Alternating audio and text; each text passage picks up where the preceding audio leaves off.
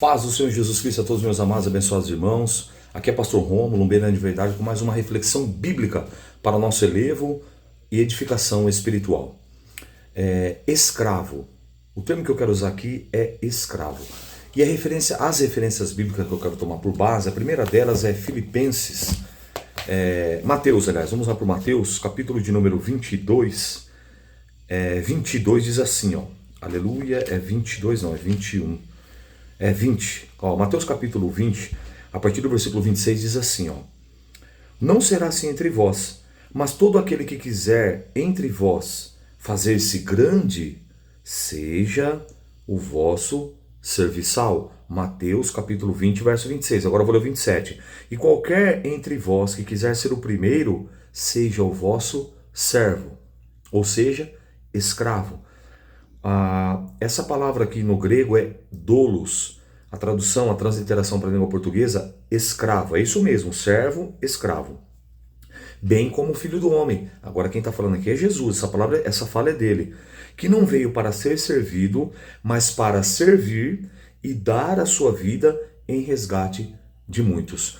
Interessante que se você voltar aqui em Mateus, no capítulo 9, na chamada de Mateus, no capítulo 9, você voltar um pouco atrás, Jesus vai dizer assim, ó, Mateus capítulo 9, na chamada, porque eu não vim chamar os justos, mas os pecadores ao arrependimento. E se nós somos lá para Filipenses, capítulo de número 2, Paulo fala assim, ó: de sorte que haja em vós o mesmo sentimento que houve também em Cristo Jesus, que sendo em forma de Deus, não teve por usurpação ser igual a Deus, mas aniquilou-se a si mesmo. Observe, ele não foi aniquilado, ele aniquilou-se a si mesmo, e por amor. Tomando a forma de servo, tomando a forma de escravo, fazendo-se semelhante aos homens. Verso 8 do capítulo 2 de Filipenses. Achando na forma de homem, humilhou-se, aniquilou-se, humilhou-se a si mesmo, sendo obediente até a morte e morte de cruz. Pelo que também Deus o exaltou soberanamente e lhe deu um nome que é sobre todo nome, para que ao nome de Jesus se dobre todo o joelho dos que estão no céu, na terra e debaixo da terra. E verso 11. E toda a língua confesse que Jesus Cristo é o Senhor, para a glória de Deus Pai. Então perceba que o evangelho atual, as pessoas não querem mais se sujeitar. Tiago, capítulo 4, diz assim, ó: sujeitai-vos, pois, a Deus, resisti ao diabo, e ele fugirá de vós. Então hoje as pessoas, elas são escravo de muita coisa, ó. Ela é escravo, eu costumo dizer, ó, escravo da moda, tem que estar naquele padrão da moda, não tem como, sim ou não? Ela é escravo do sistema, ali, ó, tem que estar assim metodologicamente ali dentro daquele sistema.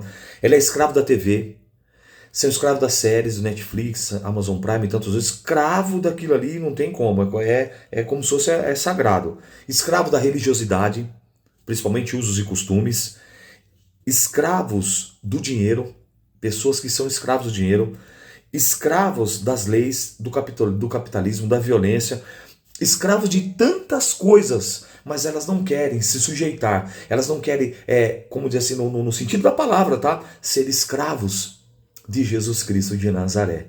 E no sentido de escravidão aqui, é no sentido de você se sujeitar por amor. E é por isso que Jesus fala: aquele que quiser vir após mim, primeiro quesito, ou primeiro requisito, negue-se a si mesmo.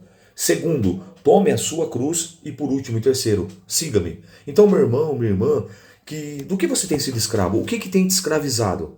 Sentimentos, emoções, desejo, séries, religiosidade. O que tem escravizado? Olha o que Jesus está dizendo para você. Jesus se fez escravo. Está na Bíblia. Estou trazendo para você textos sagrados aqui, fundamentando nas santas e sagradas escrituras. É simples. O rei que se fez servo. O rei que se fez escravo. E por quê? Por amor. Por amor a mim e por amor a você. Então que você possa se sujeitar, que você possa servir a Deus em espírito e em verdade, que você possa servir a Deus com seus pensamentos, com seus olhares, com o seu falar, com o seu ouvir, com as suas mãos, com seus pés, com a sua psique, com seus sentimentos, com as suas emoções, com suas vontades, com seus desejos. Se sujeite, esteja alinhado com a vontade soberana de Deus à luz da palavra, que é a nossa bússola, que é o nosso guia, que é o nosso GPS.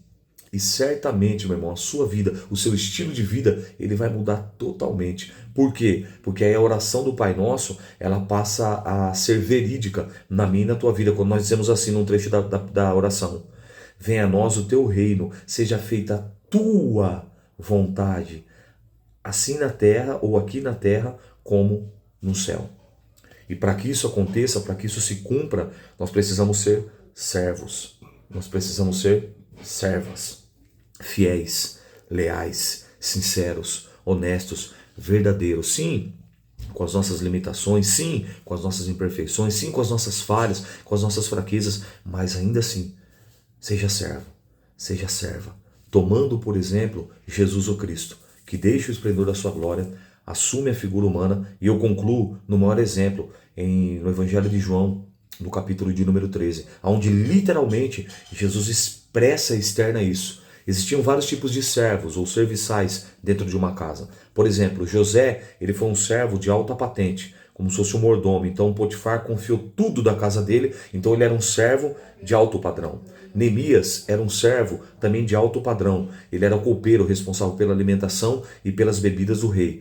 Mas existe um tipo de servo que ficava na porta dos seus senhores com uma bacia de água. Lembrando que naquela época as ruas não eram pavimentadas. Então, para não trazer a sujeira de dentro, de fora da rua para dentro de casa, o servo vinha com a bacia, ele com uma toalha, ele nem ousava olhar para o rosto do senhor ou do visitante, e ali ele lavava os pés e enxugava com aquela toalha. E agora Jesus, no Evangelho de Jesus Cristo, segundo escreveu João, vai agora tomar essa atitude. Ele se desce das suas vestes, se cinge com uma toalha, pega uma outra toalha, uma bacia d'água e vai lavando os pés dos discípulos, um a um, inclusive Judas Iscariotes, que era o traidor, e no capítulo 6, no versículo 64, a Bíblia diz que Jesus já sabia, desde o princípio, quem era que o havia de trair. Ainda assim, ele como um servo, dando o exemplo, ele lava os pés. Ele fala assim, o que eu faço agora, vocês não entendem, mas depois vocês irão entender. Se vós me chamais de Senhor e Mestre, dizei bem. Dizeis bem, porque de fato eu sou. Então, se eu estou dando o exemplo de lavar os seus pés, vocês devem fazer assim uns outros. Ou seja, o verdadeiro servo,